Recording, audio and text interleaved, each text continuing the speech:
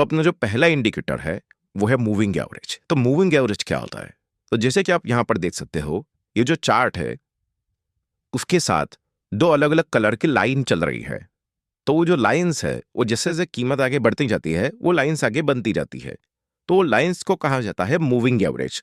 और जैसे कि मूविंग एवरेज शब्द का मतलब निकलता है मूविंग मतलब गतिमान, चलता, एवरेज एवरेज मतलब कीमत का एवरेज। एवरेज क्या होता है आपको पता होना चाहिए, गणित का बहुत ही साधारण शब्द है एवरेज। चलिए समझते हैं कि मूविंग एवरेज क्या होता है। Average price of particular period of time मतलब कैंडल। कैंडल एक दिन की भी हो सकती है, 5 मिनट की भी हो सकती है, इसीलिए हम यहाँ पर टाइम को कैंडल की तरह समझेंगे। क्योंकि जैसे कि हमने चार्ट के टाइम पर देखा, आप कैंडल का टाइम चेंज कर सकते हो और ये हर एक इंडिकेटर गिनती के पिछले कुछ ना कुछ कैंडल पर गणितिक समीकरण लगाकर यानी कि मैथमेटिकल कैलकुलेशन से आपको कुछ ना कुछ इंडिकेट करते हैं। तो उसी तरह मूविंग एवरेज एक पर्टिकुलर टाइम के बीच में जो कैंडल है उसके हिसाब से आपको आगे को लाइंस बनाता है आपके चार्ट पर, जैसे आप यहां पर देख सकते हो। ये जो ब्लू लाइन है और रेड लाइन है। अभी जिसको पता नहीं है कि एवरेज क्या होता है उसको बता दे। मान लीजिए एक कीमत 100 है और दूसरी कीमत 110 है, तो उसका एवरेज निकालना हो तो कैसे निकालेंगे? तो सबसे पहले हमने कितनी कीमत ली है? 2। तो किसी भी कीमत का अगर हमें एवरेज निकालना हो तो आपको पहली कीमत और दूसरी कीमत को उन दोनों को प्लस कर देना है।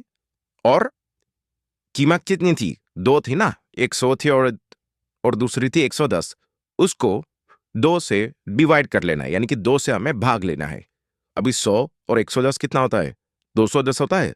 210 को अगर हम 2 से डिवाइड करेंगे तो जवाब आएगा 105। तो इसे कहा जाता है एवरेज। ये हमने आपको गणित का एवरेज बताया। इसी तरह मूविंग एवरेज, आप जितने भी कैंडल डालोगे उस कैंडल की जो क्लोजिंग प्राइस है उसका आपको एवरेज दे देगा। चलिए डेमो समझते हैं। मान लीजिए ये कैंडल की क्लोजिंग प्राइस है 100 रुपया और ये कैंडल की क्लोजिंग प्राइस है 110 रुपया। तो अगर आप मूविंग एवरेज में दो कैंडल डालोगे मतलब पिछली दो कैंडल को ये कैलकुलेट करेगा। तो एक की कीमत है 100, दूसरे की है 110। तो उन दोनों को प्लस किया जाएगा यानी कि उन दोनों को मिलाया जाएगा तो बनता है 210। लेकिन क्योंकि हमने दो दो अलग अलग कीमतों को मिलाया तो एवरेज निकालने के लिए दोनों को मिलाने के बाद जितने भी कीमत को आपने मिलाया होगा उनसे, मतलब आपने दो दो कीमत को मिलाया तो डिवाइड बाय 2 मतलब जवाब आता है 105। मतलब अगर इस कैंडल की क्लोजिंग प्राइस 100 है और इस कैंडल की क्लोजिंग प्राइस 110 है तो आपको लाइन बनेगी वो 105 रुपए की कीमत पर ऐसी लाइन बनेगी। मतलब ये जो लाइन जहां होगी वहां पर 105 रुपए कीमत होगी। तो इस तरीके से जैसे जैसे मार्केट आगे बढ़ता जाता है ये एवरेज यानी कि ये लाइन भी आगे आगे बढ़ती जाती है, इसीलिए इसको कहा जाता है मूविंग एवरेज यानी कि गतिमान। जैसे जैसे मार्केट आगे बढ़ता जाएगा वैसे ही आपने जितना भी इस मूविंग एवरेज इंडिकेटर के अंदर डाला है कि मुझे पिछले 10 कैंडल का बताओ एवरेज, तो ये पिछले 10 कैंडल की जो क्लोजिंग प्राइस है उसका इसी तरह से एवरेज निकालेगा। मतलब उन 10 कैंडल की कीमत को प्लस करेगा यानी कि मिलाएगा और उसको डिवाइड करेगा। 2 के साथ करेगा नहीं, क्योंकि इस बार 10 कीमत ली है और जो भी जवाब आएगा उस कीमत पर लाइन बनती जाएगी। वैसे जैसे जैसे मार्केट आगे जाता जाएगा तो लेटेस्ट 10 कैंडल का आपको ऑटोमेटिकली मूविंग एवरेज मतलब ये जो लाइन है आगे बढ़ती जाती है। तो ये जो मूविंग एवरेज इंडिकेटर है ये एक मैथमेटिकल कैलकुलेशन है प्राइस के बेस पे। जैसे कि हमने कहा था based on past price movement, मतलब जो भी कैंडल की मूवमेंट हो चुकी है उसका एवरेज निकालता है। और कौन सी कीमत का एवरेज निकालता है? ओपनिंग प्राइस का, हाई का, लो का या क्लोज का। तो क्लोजिंग प्राइस का एवरेज हमेशा निकाला जाता है। अभी जैसे कि हमने कहा आप मूविंग एवरेज इंडिकेटर के अंदर कितने भी दिन का एवरेज निकाल सकते हो, तो ज्यादातर लोग 5 का एमए का मतलब होता है मूविंग एवरेज। इसको शॉर्ट फॉर्म में MAB कहते हैं। तो बहुत सारे लोग 5 MA इस्तेमाल करते हैं, 20 MA, 50 MA और 200 MA, यानी कि 5 का मूविंग एवरेज, 20 का मूविंग एवरेज, 50 का मूविंग एवरेज और 200 का मूविंग एवरेज। अभी 5 का मूविंग एवरेज का मतलब क्या होता है? ये जो लाइन आपको दिखा रही है, मान लीजिए यहां पर लाइन है, ये जो लाइन है वो यहां पर है। तो यहां पर क्यों है? क्योंकि इसने पिछली 5 कैंडल, मतलब कि ये वाली कैंडल, ये वाली कैंडल, मतलब कि ये 5 कैंडल की क्लोजिंग प्राइस का एवरेज प्राइस निकाला है और वो प्राइस यहां पर आया होगा। मतलब जो भी कीमत होगी यहां पर आया होगा, इसीलिए लाइन यहां तक पहुंची है। तो इसी तरह आप 5 के बदले 20 भी कर सकते हो, यानी कि पिछली 20 कैंडल का एवरेज भी ले सकते हो, 50 भी ले सकते हो और 200 भी ले सकते हो। ये जो हमने आपको बताया ये कुछ फेमस टाइम पीरियड थे जो ज्यादातर लोग इस्तेमाल करते हैं। लेकिन ध्यान दीजिए, टाइम पीरियड मतलब कैंडल। अगर आपने डेली टाइम फ्रेम ओपन की है मतलब एक कैंडल एक दिन बताती है, तो अगर उस टाइम पे आप 5 AM इस्तेमाल कर रहे हो तो आपको जो एवरेज मिलेगा वो पिछले 5 दिन की क्लोजिंग प्राइस का मिलेगा। और अगर आप 5 मिनट की कैंडल इस्तेमाल कर रहे हो तो आपको पिछले 5 मिनट की कैंडल का एवरेज प्राइस मूविंग एवरेज के अंदर दिखेगा। तो आई होप आपको समझ में आएगा कि मूविंग एवरेज क्या होता है। चले भी चार्ट पर देखते हैं कि इंडिकेटर को आप चार्ट पर कैसे लगा सकते हो और मूविंग एवरेज को कैसे इस्तेमाल किया जाता है। तो ये जो चार्ट है ये हम www.tradingview.com पर देख रहे हैं, या फिर इसको in.tradingview.com भी कहा जाता है, कोई फर्क नहीं है दोनों में। और अगर आपको नहीं पता कि ये चार्ट कैसे ओपन किया जाता है और इसमें अकाउंट कैसे बनाते हैं, तो कोर्स के अंदर जो ट्रेडिंग व्यू चार्ट यानी कि चार्ट कहाँ देखे कैसे देखे वो वाला जो टॉपिक है आप फिर से देख सकते हो। हमने आपको तब समझाया था कि अगर आपको कोई भी इंडिकेटर लगाना है तो ये चार्ट के ऊपर की तरफ यहां पर एक इंडिकेटर वाला टैब होता है। ये देखिए यहां पर ऊपर इंडिकेटर्स लिखा हुआ है, तो हमें क्या करना है, हमें उस पर क्लिक करना है। तो जैसे हम उस पर क्लिक करेंगे हमें यहां पर सर्च करना होता है कि हमें कौन सा इंडिकेटर चाहिए। तो हम अभी एग्जांपल ले रहे हैं मूविंग एवरेज का, तो हमें यहां पर लिखना पड़ेगा मूविंग एवरेज। तो स्पेलिंग आप देख लीजिए, मूविंग एवरेज आपको यहां पर लिखना है। तो मूविंग एवरेज के भी अलग अलग इंडिकेटर्स होते हैं, जैसे कि हमने कहा कि लाखों इंडिकेटर्स है शेयर मार्केट में, लेकिन जिस मूविंग एवरेज की हम बात करते हैं उसको कहा जाता है moving average simple, main moving average. तो हमें इस पर क्लिक करना है और इसके नाम के आगे जो स्टार बना हुआ है उसको हमें क्लिक कर देना है। जैसे हम स्टार पर क्लिक करेंगे तो आपको नेक्स्ट टाइम हर बार इसको सर्च करने की जरूरत नहीं होगी। और अगर आप फिर से इंडिकेटर वाले टैब में जाओगे, क्लिक करोगे वहां पर, तो आपको फेवरेट वाला टैब बन जाएगा, क्योंकि हमने उसको स्टार किया था और हमने स्टार किया था मूविंग एवरेज इंडिकेटर को, तो वो यहां पर ऑटोमेटिकली आ गया है। अभी आप इस पे क्लिक करके उसको चार्ट पर लगा सकते हो। अभी चार्ट पर ये इंडिकेटर कहाँ लगता है, तो यहां आप देख सकते हो ऊपर ऊपर लिखा आ रहा है SMA। तो SMA सिंपल मूविंग एवरेज का शॉर्ट फॉर्म है। तो जब भी आप इंडिकेटर लगाते हो वो आपको यहां पर दिखता है, और अगर वो इंडिकेटर अलग टाइप का है तो इस चार्ट के नीचे एक अलग पैनल बन जाता है जहां पर वो इंडिकेटर दिखता है, जिसकी हम आगे बात करेंगे। तो जैसे कि आप देख सकते हो यहां पर लाइंस बन गई है जिसको मूविंग एवरेज कहा जाता है। और जैसे कि हमने आपको समझाया था लोग अलग अलग दिनों का मूविंग एवरेज इस्तेमाल करते हैं। हमने आपको समझाया था लोग 5 दिन का एवरेज, 20 दिन का एवरेज यानी कि 5 MA, 20 MA, 100 MA और 200 MA, अलग अलग तरह का टाइम पीरियड लोग मूविंग एवरेज के अंदर इस्तेमाल करते हैं। तो चलिए देखते हैं कि हम कैसे उस टाइम पीरियड को बदल सकते हैं। तो जब भी आप कोई इंडिकेटर लगाते हो तो अगर आप उस पर क्लिक करोगे तो उसके साइड में आपको एक सेटिंग वाला टैब दिखेगा, जो आप जैसे उस इंडिकेटर पर क्लिक करते हो ऐसा जो सेटिंग वाला आइकन है उस पर क्लिक करना है। तो चलिए उस पर क्लिक करते हैं। तो ये जो सेटिंग वाला आइकन है वहां पे हम जाएंगे तो वहां पर ऊपर सेटिंग भी लिख कर आ जाएगा। तो उस पर अगर हम क्लिक करेंगे तो यहां पर आपको SMA दिखाई दे रहा है और उसका जो इनपुट है वहां पे लेंथ हमें दिखाई दे रही है 20। मतलब ये जो लाइन हमें यहां बता रही है वो पिछले 20 कैंडल का एवरेज बता रही है। और एवरेज क्या होता है ये हमने आपको पहले ही समझाया। तो अगर आपको 5 कैंडल का एवरेज वाली लाइन बनानी है यानी कि मूविंग एवरेज इस्तेमाल करना है तो आपको 20 को काट कर यहां पे 5 लिख देना है और ओके करोगे तो 5 का मूविंग एवरेज लग जाएगा चार्ट पर, जिसकी वजह से आप देख सकते हो ये 5 का मूविंग एवरेज चार्ट को थोड़ा चिपक कर चल रहा है। क्यों? क्योंकि ये पिछले 5 दिनों की एवरेज प्राइस बता रहा है। तो आप देख सकते हो लेटेस्ट कैंडल यहां तक ही है तो ये यहां तक ही बता रहा है। जैसे जैसे आगे मार्केट बढ़ता जाएगा तो ये पिछली लेटेस्ट 5 कैंडल के एवरेज लेकर आपको ये लाइन आगे बनाता जाएगा। इसीलिए इसको मूविंग एवरेज कहते हैं, क्योंकि ये एवरेज तो बता रहा है लेकिन मूविंग यानी कि गतिमान, जैसे जैसे शेयर की कीमत आगे बढ़ती जाएगी यानी कि टाइम आगे बढ़ता जाएगा वैसे वैसे जो लाइन है वो भी आगे बढ़ती जाएगी। तो हमने क्या समझा, आप इंडिकेटर पर क्लिक करके अगर आप उस पर डबल क्लिक करते हो तो भी उसकी सेटिंग ओपन हो जाएगी, या फिर आप यहां पर सेटिंग वाला बटन पर क्लिक करके उसकी सेटिंग ओपन कर सकते हो। और अगर आपको मूविंग एवरेज की लेंथ बदलनी है यानी कि कितने पिछली कैंडल का हमें एवरेज देखना है, तो क्योंकि डेली टाइम फ्रेम है तो हमने यहां पर 5 लिखा है, तो पिछले 5 दिन की एवरेज कीमत क्या थी वो बताती है ये वाली ब्लू लाइन जो आपको नजर आ रही है। तो इसी तरह अगर हम यहां पर 20 कर देंगे, तो क्योंकि ये डेली टाइम फ्रेम है, तो पिछले 20 दिन की एवरेज कीमत क्या थी, यानी कि यहां से लेकर पिछले 20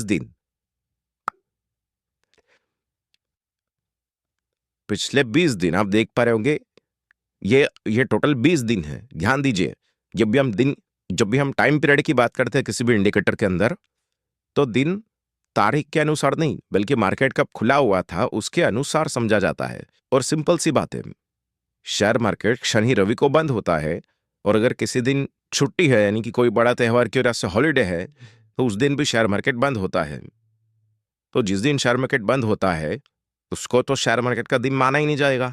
तो ये जो 20 दिन, यानी कि जो भी आप मूविंग एवरेज में यहां पर आप डालोगे, वो पिछले 20 ट्रेडिंग डेज की बात चल रही है, यानी कि जब मार्केट खुला था। तो आज के दिन से पिछले जो 20 दिन है, 1 2 3 4 5 ऐसे करके जो भी पिछले 20 दिन है, उसकी एवरेज कीमत हमें बताती है ये लाइन। तो आई होप आपको समझ में आ गया होगा कि मूविंग एवरेज को हम कैसे चार्ट पर लगा सकते हैं, और कैसे उसको सेटिंग में जाकर उसका जो लेंथ है वो बदल सकते हैं। आपको लेंथ बदलना तो आ गया है, लेकिन कुछ लोग स्टाइल भी बदलते हैं। हम यहाँ इनपुट के अंदर है, अभी अगर हम स्टाइल में जाएंगे, तो ये लाइन जो है वो कैसे दिखनी चाहिए ये भी हम बदल सकते हैं। तो चलिए स्टाइल पर क्लिक करते हैं, और आप देख पाओगे ये जो मूविंग एवरेज लिखा हुआ है, इस पर टिक है। अगर मैं इसको अनटिक करूंगा तो चला जाएगा, और टिक करूंगा तो फिर से आ जाएगा। तो इसको कलर कौन सा दिया हुआ है? ब्लू कलर, आप यहां पर देख सकते हो। तो अगर मैं उस पर क्लिक करूंगा, तो मुझे अलग अलग कलर चूज करने का ऑप्शन मिल जाएगा। मान लीजिए मुझे इसको ब्लू ही रखना है, तो मैं ब्लू पर क्लिक कर दूंगा। और ये लाइन कितनी बड़ी होनी चाहिए, इसकी अगर मुझे सेटिंग करनी है, तो उस कलर के बाजू में जो आपको लाइन दिखाई दे रही है, ये वाली, अगर हम उस पर क्लिक करेंगे, और जो कलर का ओपन हुआ था वहां पर भी अगर आप क्लिक करते हो, तो नीचे आप देख पाओगे हम ये जो लाइन है इसकी थिकनेस कंट्रोल कर सकते हैं, कि कितनी पतली होनी चाहिए या कितनी थिक, यानी कि कितनी बड़ी होनी चाहिए लाइन, या हम यहां से एडजस्ट कर सकते हैं। आप देख सकते हो चार्ट पर जो लाइन है वो पतली और बड़ी होती जा रही है, जैसे जैसे हम यहां पर सेटिंग कर रहे हैं। तो मान लीजिए हमें ये जो लाइन है ये बड़ी ही चाहिए, तो हमने इसको बड़ी पे क्लिक किया, और फिर यहां पर ओके दबा दिया। तो इस तरीके से आप मूविंग एवरेज इंडिकेटर में आपको जितने भी दिन का मूविंग एवरेज देखना है, या फिर यानी कि मूविंग एवरेज की जो लेंथ है वो सेटिंग में जाकर बदल सकते हो, और इनपुट में जाकर बदल सकते हो यहां से। बाकी आपको और कुछ चेंज करने की जरूरत नहीं है। और स्टाइल में जाकर वो जो लाइन दिखाई दे रही है वो कौन से कलर की होनी चाहिए वो भी आप चेंज कर सकते हो। तो आई होप आपको इतना पता चल गया होगा। अभी चलिए समझते हैं कि लोग मूविंग एवरेज इंडिकेटर को किस किस तरह से इस्तेमाल करते हैं।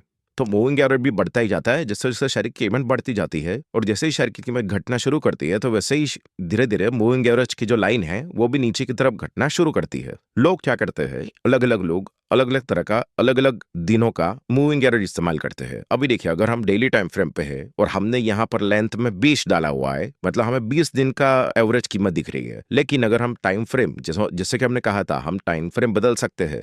मतलब ये जो एक कैंडल है ये हमें एक दिन की देखनी है, या इस पूरे एक दिन के अंदर क्या पूरी मूवमेंट हुई ये अगर हमें देखनी है, तो आप टाइम फ्रेम बदल के एक कैंडल को 5 मिनट का टाइम दे सकते हो। जिससे क्या होगा, एक कैंडल जो है यह हमें बताएगी कि 5 मिनट के अंदर कैसे क्या हुआ। और इसी तरह आप देख पाओगे 20 तारीख को मार्केट खुला था, इसलिए नीचे 20 देख पा रहे हो, और उसके बाद 10 11 12 ये टाइम है कि 10 बजे 11 बजे 12 बजे 1 बजे 2 बजे, इस तरीके से नीचे टाइम नजर आ रहा है। और आप अगर उस कैंडल पे लेके जाओगे तो नीचे आपको टाइम नजर आ रहा है कि पहले कैंडल है 9:15 की, मतलब ये 5 मिनट की कैंडल, मतलब 9:15 से लेकर 9:20 की कैंडल ये है। और ये जो दूसरी कैंडल है ये 9:20 की, मतलब 9:20 से लेकर 9:25 तक की है। तो इस तरीके से अगर हमने टाइम फ्रेम चेंज किया और हमने मूविंग एवरेज के अंदर 20 यानी कि 20 कैंडल का एवरेज डाला है, तो अभी हमें 20 दिनों का नहीं, बल्कि जो भी हमने टाइम फ्रेम लगाई है उसकी पिछली 20 कैंडल का एवरेज बताता है। समझ में आ रहा है? तो कोई भी इंडिकेटर हो, वो जो भी आपको एवरेज बता रहा है वो पिछले जो भी टाइम फ्रेम आप ओपन करोगे उसके कुछ पिछले कैंडल का बताएगा। फिर आप अगर 5 मिनट टाइम फ्रेम ओपन करते हो तो पिछले 5 कैंडल का बताएगा, जिसकी तरह मूविंग एवरेज भी बदलता रहता है। और अगर आप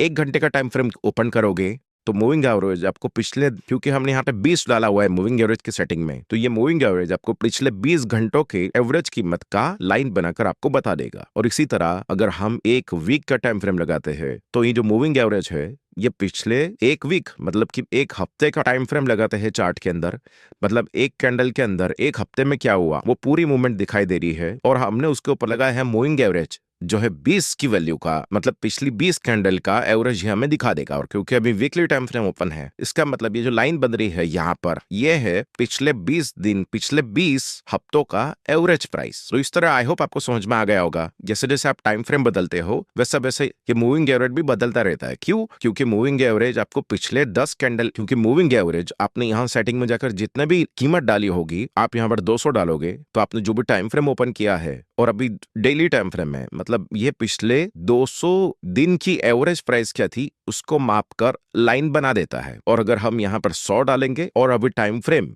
ओपन है डेली यानी कि 1 डे, यानी कि एक कैंडल मतलब एक दिन, क्योंकि मूविंग एवरेज की लेंथ में हमने 100 लिखा, तो अभी ये जो मूविंग एवरेज है, ये जो लाइन बना रही है, ये पिछले 100 दिन की एवरेज प्राइस की लाइन बना रही है। और वो भी 100 कौन से दिन? जब मार्केट खुला हुआ था, ट्रेडिंग डेज, ना ही कैलेंडर डेज। कैलेंडर की तरह पिछले 100 दिन नहीं, बल्कि रीडिंग के 100 दिन, मतलब जब मार्केट खुला था तो पिछले 100 दिन जब मार्केट खुला था तब उसकी एवरेज कीमत क्या थी, उसके हिसाब से लाइन आगे बनती जाती है। अभी हमने 100 का मूविंग एवरेज इस्तेमाल कर रहे हैं, यानी कि 100 का एम आप कह सकते हो। तो अगर हम टाइम फ्रेम बदलेंगे 1 आवर का करेंगे, तो अभी क्योंकि हमने 1 आवर का टाइम फ्रेम चेंज किया, तो आप देख सकते हो ये लाइन पहले नीचे थी वो ऊपर चली गई। ऊपर क्यों चली गई? क्योंकि मूविंग एवरेज ने 1 आवर का टाइम फ्रेम लगाया है और हमने मूविंग एवरेज के अंदर 100 की लेंथ लिखी है। मतलब अभी जो मूविंग एवरेज है 1 आवर के टाइम फ्रेम के हिसाब से हमें पिछले 100 घंटे में एवरेज कीमत क्या थी वो हमें यहां पर दिखा रहा है। तो इसी तरीके से अगर हम टाइम फ्रेम बदलते हैं, मूविंग एवरेज की जगह भी बदलती रहती है, तो उसी की तरह मूविंग एवरेज की जगह भी ऊपर या नीचे होती रहती है। तो आई होप आपको पता चल गया होगा कि मूविंग एवरेज अलग अलग टाइम फ्रेम पे आपको अलग अलग जगह पर बताता है। चलिए अब इसकी लेंथ को हम फिर से 20 कर देते हैं, क्योंकि ज्यादातर लोग 20 का एवरेज इस्तेमाल करते हैं। ऐसा जरूरी नहीं है कि आप 20 का ही करो, बहुत सारे लोग अपने हिसाब से अलग अलग मूविंग एवरेज इस्तेमाल करते हैं। चलिए भी समझते हैं कि मूविंग एवरेज से कैसे लोग ट्रेंड को पता करते हैं। अभी आप देख पा रहे होंगे मार्केट यहां से गिरता जा रहा था। चलिए अभी यहां की बात करते हैं कि मार्केट यहां से गिरता जा रहा था, यानी यहां से नीचे गिर रहा था। फिर जब मार्केट थोड़ा ऊपर जाना शुरू किया, लोग क्या करते हैं, ये मूविंग एवरेज पर कंफर्मेशन लेते हैं। मतलब उन्होंने अभी डेली टाइम फ्रेम ओपन है और अभी मूविंग एवरेज के अंदर उन्होंने 20 की वैल्यू डाली है, मतलब उनको पिछले 20 दिन का मूविंग एवरेज हमें दिखाई दे रहा है। अगर शेयर की कीमत गिरने के बाद इस मूविंग एवरेज से ऊपर जाती है, तो आप देख पाओगे ये जो कैंडल है ये ग्रीन कैंडल है, मतलब मार्केट नीचे से खुलकर ऊपर चला गया, मतलब ये लाइन से ऊपर निकला। तो लोग इसको मानते हैं कि शेयर गिर रहा था और अभी ये जो मूविंग एवरेज है इसके ऊपर निकला, मतलब शेयर और भी ऊपर जाएगा। तो इसी तरह अगर मार्केट ऊपर जा रहा हो और ऊपर जाने के बाद ये जो लाइन है, अगर मार्केट ऊपर जा रहा हो, आप देख सकते हो यहां से जब शेयर की कीमत, रिलायंस के शेयर की कीमत 20 के मूविंग एवरेज से ऊपर निकली, तब ये ऊपर गई। फिर यहां पर उसने सपोर्ट लिया। सपोर्ट मतलब उस मूविंग एवरेज को तोड़ने की कोशिश तो की लेकिन कर नहीं पाया और वहां आधार लेकर ऊपर चला गया। तो इस तरीके से मूविंग एवरेज को सपोर्ट और रेजिस्टेंस की तरह भी इस्तेमाल किया जाता है। और क्योंकि इसने यहां पर सपोर्ट लिया तो ऐसा माना जाता है कि अप ट्रेंड अभी भी चालू है। यहां पर भी इसने तोड़ने की कोशिश की लेकिन फिर भी ऊपर गया। यहां पर तोड़कर फिर दूसरी कैंडल तुरंत ही ऊपर जाने लगी, मतलब शेयर ने मूविंग एवरेज पर सपोर्ट लेकर फिर से अपना अप ट्रेंड जो पहले से चल रहा था उसको कंटिन्यू किया।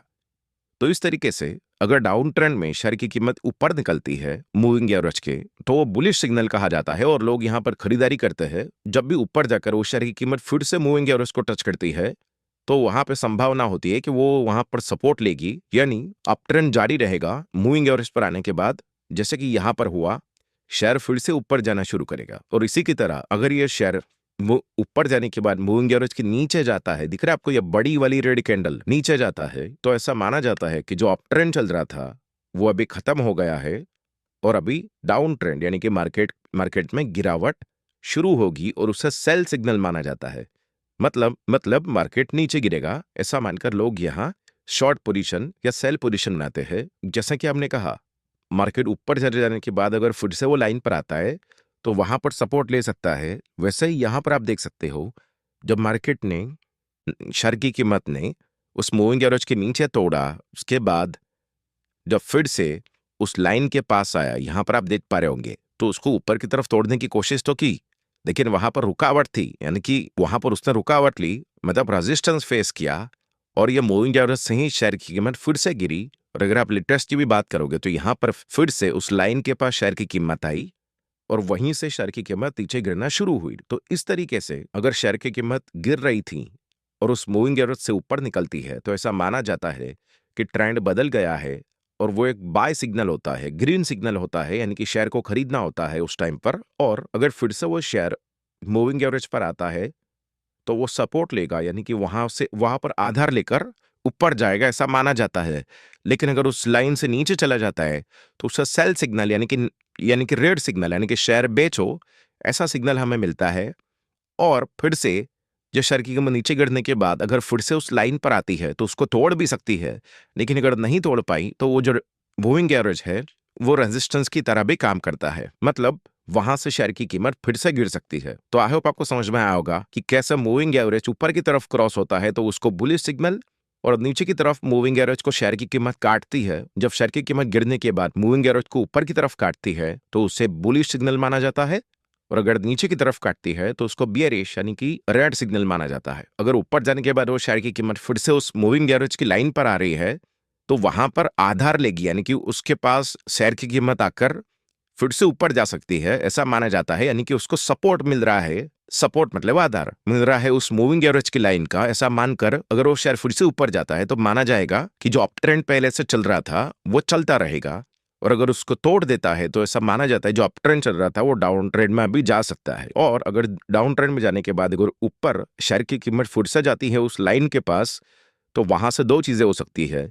या तो उस लाइन को ऊपर पूरा कंप्लीटली क्लोज करने के बाद हमें ग्रीन सिग्नल मिल जाएगा जैसा यहां पर मिला, लेकिन अगर नहीं कर पाती है तो वहां पर हमें सेल सिग्नल मिलता है, यानी कि वहां पर रुकावट जो लाइन है या आधार की तरह भी काम करेगी अगर ऊपर से कीमत इसके पास आती है तो, या फिर अगर नीचे से ऊपर जाती है तो रुकावट यानी कि अवरोध की तरह ऊपर से काम करती है और यहां से शेयर की कीमत गिरती है, जिसे आप यहां पर देख सकते हो।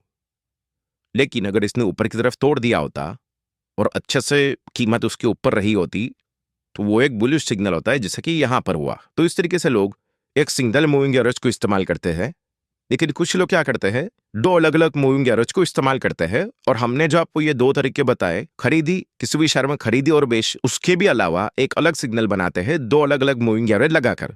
तो चलिए समझते हैं कैसे होता है। तो जैसे कि आपने एक मूविंग एवरेज बनाया उसी की तरह, तो जैसे कि आपने चार्ट पर पहली बार मूविंग एवरेज लगाया उसी की तरह आपको फिर से इंडिकेटर टैब में जाना है और जो मूविंग एवरेज है उसको आपको क्लिक करना है, या फिर आप सर्च कर सकते हो कि मूविंग एवरेज, और ये रहा अपना सिंपल वाला मूविंग एवरेज। उस पर क्लिक अगर आप करोगे तो आपके चार्ट पर दो दो मूविंग एवरेज आ जाएंगे, लेकिन आपको जो दूसरा वाला मूविंग एवरेज है उसकी सेटिंग को बदलना है। और लोग क्या करते हैं, दो अलग अलग मूविंग एवरेज रख देते हैं, एक 20 की एवरेज वाला और दूसरा मान लेते हैं 50 की एवरेज वाला, और उसका कलर बदल देते हैं जिससे दोनों में फर्क पता चले।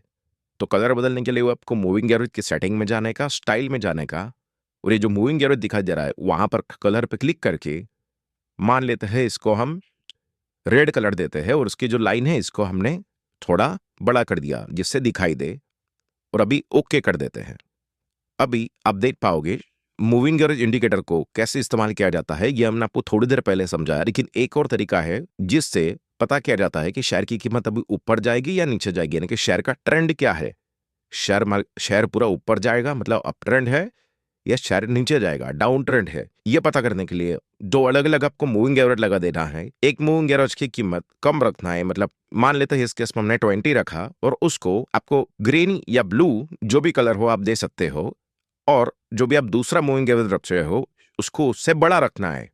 मतलब वो 20 का है तो ये 50 का। ये 20-50 हमने क्यों किया, क्योंकि ज्यादातर लोग इन्हीं को इस्तेमाल करते हैं। तो हमने मूविंग एवरेज की वैल्यू 50 रख दी और इसको स्टाइल में जाकर अलग कलर दे दिया जिससे हमें दोनों में फर्क पता चले, और हमने इसको लाल कलर दे दिया। और लाल कलर क्यों दिया वो हम आपको अभी समझाएंगे। ये जो दो लाइन है, ये जो दो मूविंग एवरेज है अलग अलग, इनका इस्तेमाल कैसे होता है। तो ये जो अलग अलग मूविंग एवरेज है ये जब भी एक दूसरे को ऊपर या नीचे की तरफ काटती है, क्रॉस करती है, तब ऐसा माना जाता है कि शेयर का ट्रेंड बदल जाता है। और जो भी छोटी वाली मूविंग एवरेज है यानी कि 20 और 50, इसमें छोटी कौन सी है, 20 वाली। और 20 का मतलब क्या है, आपने 20 का मूविंग एवरेज लिया हुआ है, इनपुट में जाकर आपने मूविंग एवरेज में 20 डाला था। ला आपको ये जो लाइन दिखा रही है ये पिछले 20 कैंडल का एवरेज दिखा रही है, और जो लाल वाली है वो 50 दिन का एवरेज दिखा रही है। अगर शेयर गिरने के बाद ऊपर जाना शुरू करता है तो सबसे पहले कौन सी लाइन ऊपर जाएगी? सीधी सी बात है, 20 वाली, 20 का मूविंग एवरेज वाली। तो अगर शेयर मार्केट गिर रहा है और वो जो 20 का मूविंग एवरेज वाली है यानी कि ब्लू लाइन है, अगर वो रेड वाली लाइन को ऊपर की तरफ क्रॉस करती है, जो यहां पर हुआ, दिख रहा है आपको? ये जो ब्लू वाली लाइन थी उसने लाल वाली लाइन को ऊपर की तरफ तोड़ा, मतलब ये जो 20 का मूविंग एवरेज था उसने 50 के मूविंग एवरेज को ऊपर की तरफ तोड़ा डाउन ट्रेंड मार्केट में, मतलब मार्केट गिर रहा था तब। ये जो है इसको बुलिश सिग्नल माना जाता है और माना जाता है कि यहां से शेयर जो अभी तक डाउन ट्रेंड में चल रहा था वो अभी ऊपर जाने की शुरुआत करेगा। तो आप देख सकते हो ऐसा होने के बाद यहां से शेयर ऊपर गया, और कितना ऊपर गया ये अगर हमें पता करना है, ये जो अलग अलग यहाँ पे टूल्स आपको नजर आ रहे हैं, यहां पर आपको यहां जाकर उसके साइड में क्लिक करना है और आप देख पाओगे प्राइस रेंज लिखा हुआ है, तो आपको उस पर क्लिक करना है और जहां पर भी वो क्रॉस हुआ उसके ऊपर जो कैंडल थी वहां पर क्लिक करके आपको जहां तक भी मापना है कि शेयर कितना ऊपर गया वहां पर दूसरी क्लिक करना है और छोड़ देना है, जिससे हमें पता चल जाएगा कि यहां से यहां तक शेयर की कीमत 22% ऊपर गई और 478 रुपया ऊपर गई। मतलब जब ये मूविंग एवरेज, जब ये ब्लू वाला मूविंग एवरेज यानी कि 20 का मूविंग एवरेज 50 के मूविंग एवरेज के ऊपर निकला, जो एक खरीदी का सिग्नल होता है, तब तब अगर आपने खरीदा होता तो तब शेयर की कीमत थी 2100, ऑलमोस्ट 3140, और ये शेयर वहां से बढ़कर ऊपर चला गया। आप देख पा रहे होंगे साइड में कीमत 2621, मतलब ये शेयर की कीमत में यहां पर दिखाई दे रहा है हमें 478 रुपए की बढ़त हुई, यानी कि ये शेयर 478 रुपए बढ़ा, यानी कि रिलायंस का शेयर 478 रुपए बढ़ गया। और कितना टका बढ़ा ये जानने के लिए आपको यहां पर दिखाई दे रहा होगा कि ये शेयर 22% ऊपर चला गया, यानी कि अगर आपने इस शेयर को खरीदा होता तो आपको 22% का मुनाफा होता। तो इस तरीके से यहां पर साइड पर अलग अलग तरह के टूल्स दिए गए होते हैं। तो हमने समझा कि ये जो 1, 2, 3, 4 और 5, पांचवी लाइन में अगर आप साइड में क्लिक करोगे तो आपको अलग अलग टूल्स आ जाएंगे और उसमें आपको प्राइस रेंज को पकड़कर कहीं से भी मापना है। मान लीजिए यहां से कितना नीचे गिरा ये हमें मापना है, तो पहले उस कैंडल के टॉप पर क्लिक करता है और फिर नीचे जहां तक ले जाकर वहां पर छोड़ देना है, तो हमें पता चल जाएगा कि यहां से लेकर यहां तक मार्केट 11% की गिरावट हुई, दिखाई दे रहा है -11, मतलब 11% की गिरावट हुई, ऑलमोस्ट 250 रुपए ये शेयर यहां से गिर गया। तो इस तरीके से आप ये जो प्राइस रेंज है उस टूल का इस्तेमाल कर सकते हो। और अगर आपको बार बार यहां जाकर उसको ऊपर नहीं करना है तो आप प्राइस रेंज वाला जो टूल है इसको आप स्टार कर दीजिए, जिससे ही आपकी लिस्ट के अंदर आ जाएगा। यहां पर नीचे एक लाइन बन जाती है जिसमें आपको आराम से, फिर आपको वहां जाकर करने की जरूरत नहीं है, आप डायरेक्टली यहां से ये जो टूल है प्राइस रेंज वाला जो ऐसा दिखता है उस पर क्लिक करके आप पता कर सकते हो कि शेयर कितना ऊपर गया। और अभी अगर इसको निकालना है तो इस पर क्लिक करके आपको डिलीट का बटन दबाना है, या फिर यहां पर जो डस्टबिन जैसा बटन दिखाई दे रहा है उस पर क्लिक करना है तो ये चला जाएगा। और अभी ये एरो को भी अगर हमें निकालना है तो उस पर क्लिक करके हमें डस्टबिन वाले बटन पर क्लिक करना है तो ये चला जाएगा। तो आई होप आपको समझ में आया। जब भी 40 वाली मूविंग एवरेज यानी कि 20 वाली मूविंग एवरेज 50 वाली मूविंग एवरेज को ऊपर की तरफ क्रॉस करती है तो यहां माना जाता है मूविंग एवरेज ने बुलिश सिग्नल दिया है, यानी कि उसने कहा है कि यहां से शेयर की कीमत बढ़नी चाहिए। और आप देख सकते हो वहां से रिलायंस के शेयर की कीमत भी बढ़ गई, और उसके बाद जब ये ग्रीन लाइन ऊपर जाने के बाद जब इसने फिर से यहां पर आप देख पाओगे उस लाल लाइन को नीचे की तरफ तोड़ा, और ब्लू लाइन मतलब 20 का मूविंग एवरेज और ये रेड लाइन मतलब 50 का मूविंग एवरेज था। मतलब ये जो ब्लू लाइन है उसने मतलब 20 की मूविंग एवरेज ने 50 की मूविंग एवरेज को नीचे की तरफ तोड़ा। तो ये होता है बेयरिश सिग्नल, यानी माना जाता है कि अभी मतलब यहां से अभी ट्रेंड चेंज होगा, मतलब अब तक जो अप ट्रेंड चल रहा था वो अभी डाउन ट्रेंड में कन्वर्ट होगा, उसका ये कंफर्मेशन होता है। तो आप देख पाओगे यहां से ये शेयर थोड़ा बहुत ऊपर जाने के बाद इस शेयर में गिरावट हुई, और ये गिरावट मापने के लिए हमने आपको समझाया आप यहां जाकर जो प्राइस रेंज है, प्राइस रेंज नाम का इंडिकेटर उसको लगाकर आप पता कर सकते हो कि ये क्रॉस होने के बाद, ये जब क्रॉस हुआ तब शेयर की कीमत यहां पर थी, आप देख पाओगे सीधी लाइन, और ये कैंडल थोड़ा बहुत ऊपर गया मार्केट, लेकिन फिर ये मार्केट रिलायंस का शेयर यहां तक अभी तक नीचे गिर चुका है। मतलब जब मूविंग एवरेज ने ऊपर से नीचे की तरफ काटा, मतलब छोटे मूविंग एवरेज ने, मतलब जो भी आपने 20 का रखा हुआ है उसने 50 के मूविंग एवरेज को नीचे की तरफ काटा तो वो बेयरिश सिग्नल होता है, यानी कि वो सेल का सिग्नल होता है और माना जाता है कि वहां से डाउन ट्रेंड शुरू होगा और वो डाउन ट्रेंड का सिग्नल होता है। तो आपने देखा होगा वहां शेयर की कीमत थी 2440 के आसपास और वो गिरकर हो गई 2299 रुपए। मतलब यहां पर जैसे कि दिखाई दे रहा है हमें 142 रुपए की गिरावट हुई, जो होता है 5% ये शेयर यहां से गिर गया, जो हमें यहां पर दिखाई दे रहा है। तो इस तरीके से दो अलग अलग मूविंग एवरेज लगाकर, अगर वो उसमें से जो छोटा वाला मूविंग एवरेज है, छोटा वाला से हमारा मतलब क्या था, एक मूविंग एवरेज है 20 का और दूसरा है 50 का। तो जब भी मार्केट ऊपर या नीचे होगा तो सबसे ज्यादा जल्दी कौन सा मूविंग एवरेज ऊपर या नीचे होगा, तो जो छोटा वाला है, जो आपको कम कैंडल का एवरेज दिखा रहा है। तो कम मतलब 50 और 20 में कम कौन सा है, 20 वाला। तो इसी की तरह लोग अलग अलग मूविंग एवरेज इस्तेमाल करते हैं। मतलब 20 की जगह लोग 9 वाला भी इस्तेमाल करते हैं और ये 50 की जगह लोग 21 का मूविंग एवरेज भी इस्तेमाल करते हैं। तो आप देख पाओगे ये जो 9 और 21 का मूविंग एवरेज है, इसमें जो 9 का मूविंग एवरेज है ब्लू वाला, उसने ऊपर की तरफ जब लाल लाइन को तोड़ा तो ये था अपना बुलिश सिग्नल। मतलब यहां पर खरीदना चाहिए था और आप देख सकते हो। और आप उसके बाद ये शेयर ऊपर गया और तब तक वो जो ब्लू वाला है उसने रेड वाले लाइन को तोड़ा ही नहीं है। मतलब हमें कंफर्मेशन नहीं मिला है कि मार्केट नीचे जाएगा और धीरे धीरे मार्केट ऊपर ही गया। लेकिन अगर आप फिर यहां पर देखोगे तो जो ब्लू वाली लाइन है, इसने लाल वाली लाइन को नीचे की तरफ तोड़ा। तो वो तोड़ा इस कैंडल पे, जिसके बाद मतलब कि सेल सिग्नल दिया। तो उसके बाद ये शेयर में 8% की गिरावट हुई। लेकिन आप यहां पर देखोगे जब मार्केट साइड में चल रहा था तो ये जो ब्लू वाला मूविंग एवरेज है उसने नीचे की तरफ तोड़ा, लेकिन यहां से मार्केट नहीं गिरा, थोड़ा और ऊपर चला गया। और क्योंकि मार्केट और ऊपर चला गया तो फिर से जो ब्लू वाली लाइन है वो लाल के ऊपर चली गई थी, मतलब बुलिश सिग्नल दे दिया था यहां पर। या फिर मार्केट ऊपर नहीं गया और फिर से जब नीचे गया तो फिर से ये जो ब्लू वाली लाइन है ये लाल के नीचे चली गई। मतलब अगर आप मूविंग एवरेज इंडिकेटर के साथ यहां पर अगर खरीदी और बिक्री करते तो आपको नुकसान होता, क्योंकि जरूरी तो नहीं है कि मूविंग एवरेज आपको हमेशा सही सिग्नल दे। तो हमें याद रखना चाहिए कि ये जो मूविंग एवरेज है इसको हमें कंफर्मेशन के लिए इस्तेमाल करना चाहिए। सिर्फ मूविंग एवरेज के बेस पर सिर्फ मूविंग एवरेज बाय बता रहा है या सपोर्ट दे रहा है, ये देखकर हमें खरीदारी या मूविंग एवरेज बेचने का सिग्नल दे रहा है, ये देखकर हमें कभी भी बेचना नहीं चाहिए। बल्कि हम आपको आगे अलग अलग चीजें सिखाएंगे टेक्निकल एनालिसिस के अंदर, जिससे आप पता कर पाओ कि शेयर की कीमत कब बढ़नी चाहिए और कब गिरनी चाहिए। तो जब आपको कोई और चीज बता रही हो कि शेयर की कीमत गिरनी चाहिए और उसी टाइम पे ये मूविंग एवरेज भी आपको सेल सिग्नल दे, तो वो होता है आपका कंफर्मेशन। और इस तरीके से आप मूविंग एवरेज को कंफर्मेशन की तरह इस्तेमाल कर सकते हो और ट्रेंड क्या चल रहा है वो पता करने के लिए भी आप मूविंग एवरेज को इस्तेमाल कर सकते हो। तो आई होप आपको समझ में आया होगा कि मूविंग एवरेज इंडिकेटर को कैसे इस्तेमाल किया जाता है 3 अलग अलग तरीकों से। मतलब कुछ लोग एक ही मूविंग एवरेज को इस्तेमाल करते हैं, जिसके ऊपर गया तो बुलिश सिग्नल और शेयर की कीमत उसके नीचे गई तो बेयरिश सिग्नल। और अगर शेयर की कीमत उस लाइन के ऊपर निकली है और फिर से उस लाइन के पास आती है तो उस लाइन का आधार लेकर फिर से ऊपर जाना शुरू करेगी, यानी कि सपोर्ट की तरह। और अगर शेयर की कीमत उसके नीचे जाती है और नीचे जाने के बाद फिर से देखो शेयर की कीमत नीचे गई लाइन के और फिर से जब उस लाइन के पास गई तो वहीं से गिरना शुरू हुई।